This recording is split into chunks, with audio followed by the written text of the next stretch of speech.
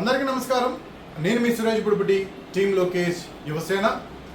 ఈరోజు మనం వీడియోలోకి వెళ్ళిపోయే ముందు మొన్న వైఎస్ఆర్సీపీ సంబంధించిన ఒక కార్యక్రమం జరగడం జరిగింది. ఆ కార్యక్రమంలో పేర్ని నాని కొన్ని మాటలు మాట్లాడటం జరిగింది.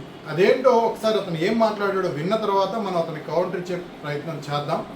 సరే, ఎందుకు ఈ వీడియో లేట్ అయిందంటే కొన్ని అనివార్య కారణాల వల్ల ఈ వీడియో లేట్ అయింది. సరే, అతను ఏమన్నాడో ముందు మనం విన్న తర్వాత ఈ సన్నాసికి కౌంటర్ ఇచ్చే ప్రయత్నం చేద్దాం. ఆ లోకేష్ గారిలాగా మీరు కూడా చెడిపోయి ఆడు ఎర్ర బుక్ అంటే నువ్వు రప్ప రప్ప అంటావు. ప్రజల దగ్గరికి వెళ్ళేది, అధికారం కోరుకునేది రప్ప రప్ప కోసం.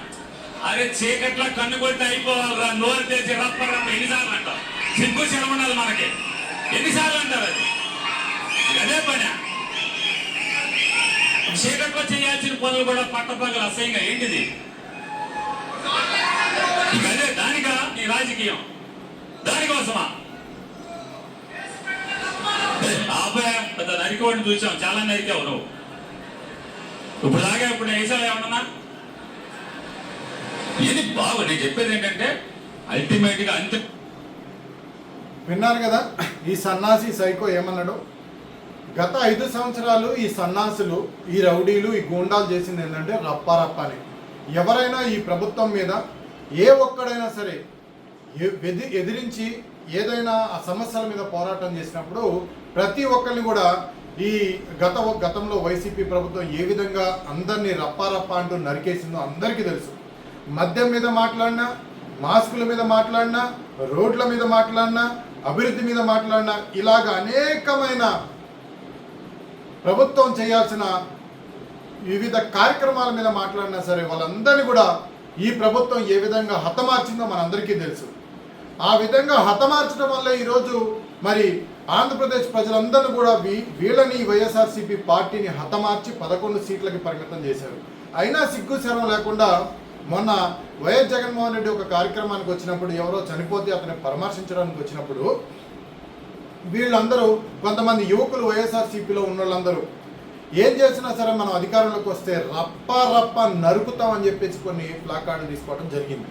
దాన్ని దృష్టిలో పెట్టుకొని అసలు ఈ రాష్ట్రంలో ఈ రౌడీయిజం వద్దు, గూండాయిజం వద్దు, ప్రశాంతమైన రాజకీయం జరగాలి, ప్రశాంతంగా నా రాష్ట్రం ఉండాలని ఆంధ్రప్రదేశ్ ప్రజలందరూ కూడా వైఎస్ జగన్మోహన్ రెడ్డిని ఓడించి ఎన్డీఏ కూటమి ప్రభుత్వానికి 164 సీట్లు ఇవ్వడం జరిగింది. అంటే ఇది చరిత్ర.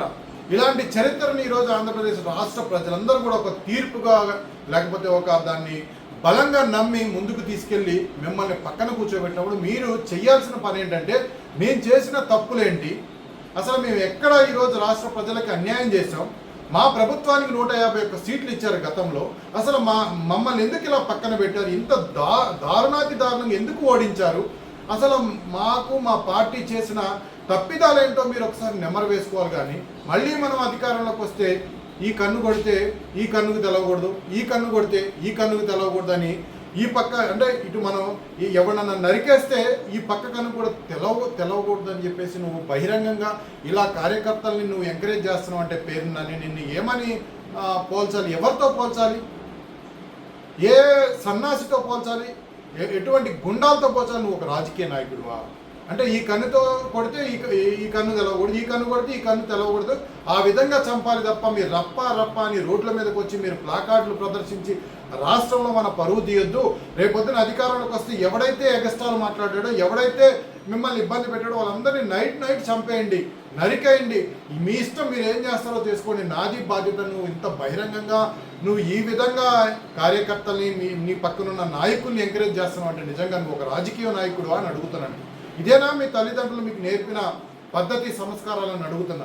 అంటే ఈరోజు మనం ఒకసారి ఆలోచన చేసుకుంటే వైఎస్ జగన్మోహన్ రెడ్డి మెంటల్గా ఏ విధంగా అయితే ముందుకెళ్తాడో, ఒక మూర్ఖుల్లాగా రౌడీ గూండా దౌర్జన్యాలు చేసుకుంటూ ఏ విధంగా అయితే ముందుకెళ్తాడో అదేవిధంగా ఈరోజు ఈ రాష్ట్రంలో ఉన్న ప్రతి వైఎస్ఆర్సీపీ నాయకుడు కూడా అదే విధంగా ముందుకెళ్తున్నారు అనడానికి నిదర్శనం ఈరోజు ఈయన మాట్లాడిన మాటలు. చాలా దారుణం, దుర్మార్గం. నిజంగా ఇటువంటి నాయకులుగా మనం ఈరోజు రాష్ట్రంలో గతంలో ఎన్నుకున్నది అని ఈరోజు రాష్ట్ర ప్రజలు కూడా నివ్వెరబోయే పరిస్థితి ఈరోజు మన రాష్ట్రంలో కనబడుతుంది. అంటే మనం ఏదైతే మనం ఈరోజు మనం చేస్తున్నాం అదే తిరిగి మళ్ళీ కూడా జరుగుతుందని ఇప్పుడు ఆల్రెడీ మీకు తెలుస్తుంది. గతంలో మీరు ఎన్ని రౌడీజం చేశారు, గుండాయుధం చేశారు, దౌర్జన్యాలు చేశారు, నారా చంద్రబాబు నాయుడు గారిని అరెస్ట్ చేశారు, లోకేష్ గారు పాదయాత్ర చేయకుండా చేశారు. వీటన్నిటిని దృష్టిలో పెట్టుకొని తెలుగు యువత కావచ్చు, ఎస్సీసీలు కావచ్చు, లేకపోతే బీసీసీలు కావచ్చు, ఎవరైనా మా నాయకులు ఈరోజు మీ ప్రభుత్వం మీద పోరాటం చేస్తే ఏ విధంగా అరెస్టు చేసి జైల్లో పెట్టి ఇబ్బంది పెట్టారో అందరికీ తెలుసు. గతం చాలా దారుణంగా జరిగింది తెలుగుదేశం పార్టీకి అని అందరికీ తెలుసు. ఈరోజు అచ్చెన్నాయుడు కావచ్చు, మరి దెందులూరు మా ఎమ్మెల్యే గారు చింతమనేని కావచ్చు, లేకపోతే మీరు సాక్షాత్తు మీరు చూసుకుంటే అనిత గారు కావచ్చు, ఎంఎస్ రాజు గారు కావచ్చు, లేకపోతే మద్దిపాటి వెంకటరాజా గారు కావచ్చు, ఇలా మీరు చూసుకుంటూ పోతుంటే అనేక మందిని ఈరోజు మీరు జైల్లో పెట్టి ఎన్నో రోజులు మీరు ఇబ్బందులు పెట్టడం జరిగింది. ఇలా ధూళిపాల నరేంద్ర గారు కావచ్చు, లేకపోతే ఇంకా ఎంతోమంది మా నాయకులు తెలుగుదేశం పార్టీ కోసం కష్టపడుతుంటే వాళ్ళు ఎలాగైనా తొక్కేయాలి, వాళ్ళు అణిచివేయాలి, వాళ్ళ ఆస్తులు ధ్వంసం చేయాలి, ఆస్తులు లాక్కోవాలి, రెండోసారి మళ్ళీ ఇటువంటివి రాజకీయాల్లో రాకుండా చేయాలని మీరు ఎంత దుర్మార్గమైన ఆలోచన చేశారో అందరికీ తెలుసు. ఒక్కొక్కరిని తీసుకెళ్లి 50 రోజులు, 30 రోజులు, 100 రోజులు జైల్లో పెట్టి మీరు నానా హింసలు పెట్టారు. కార్యకర్తలను అయితే చంపి ఏ విధంగా అయితే దళితుడైన మరి మా సుధాకర్ గారు మాస్కులు లేవు హాస్పిటల్లో, మేము కరోనా వల్ల ఇబ్బంది పడుతున్నాం అంటే అతన్ని ఏ విధంగా పిచ్చోడు చేసి నడి రోడ్డు మీద బట్టలు లేకుండా పోలీసుల ద్వారా అతన్ని మరి తిప్పి తిప్పి తిప్పి ఏ విధంగా చంపేశారో అందరికీ తెలుసు. ఇలా అనేకమైన ఘటనలు మీరు చేయబట్టే ఈరోజు ఎన్డీఏ కూటమి ప్రభుత్వం వచ్చిన తర్వాత చట్టపరంగా మేము చర్యలు తీసుకుంటుంది. కానీ పేరు నానిని చంపేయండి, కొడాల నానిని చంపేయండి, లేకపోతే వల్లభనేని వంశీని చంపేయండి, లేకపోతే అంబటి రాంబాబుని చంపేయండి, నారా లోకేష్ గారి కుటుంబం గురించి కించపరిచిన ఏ నా కొడుకు ఈరోజు ఈ భూమి మీద మిగలటానికి వీల్లేదని ఒక్క మాట నారా చంద్రబాబు నాయుడు గారు కానీ, ఒక్క మాట లోకేష్ గారు కానీ చెప్తే మీ బతుకులు ఏమవుతాయి ఒకసారి ఆలోచన చేసుకోండి పేరు నాని అని అడుగుతున్నాడు. ఈరోజు మీరు ఏదో నోరు ఉంది కదా, కార్యకర్తలు ఉన్నారు కదా, మంది ఒక పార్టీ కదా అని మీరు ఇష్టానుసారంగా మాట్లాడటం తగదు.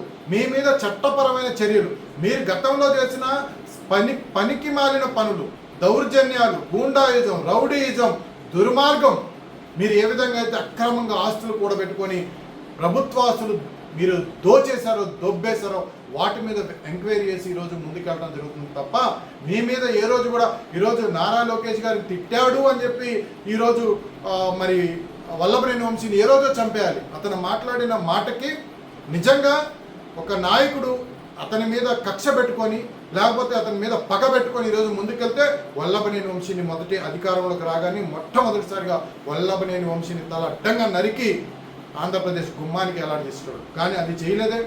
అదేవిధంగా కొడాలి నాని ఏ విధంగా మాట్లాడాడు, ఏ విధంగా ఇష్టానుసారంగా అసెంబ్లీలో కానీ ఏదైనా ప్రెస్ మీట్ పెడితే కొడాలి నాని ప్రెస్ మీట్ వినాలంటే చెవుల్లో నుంచి రక్తం కాలేదు.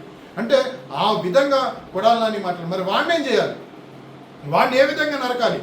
మరి ఈరోజు అధికారంలోకి వచ్చి ఏది వల్లభనేని కనీసం వాడిని అరెస్ట్ కూడా చేయలేదే. ఈరోజు కొడాలి నాని దగ్గరికి కూడా పోలీసు వెళ్ళలేదే.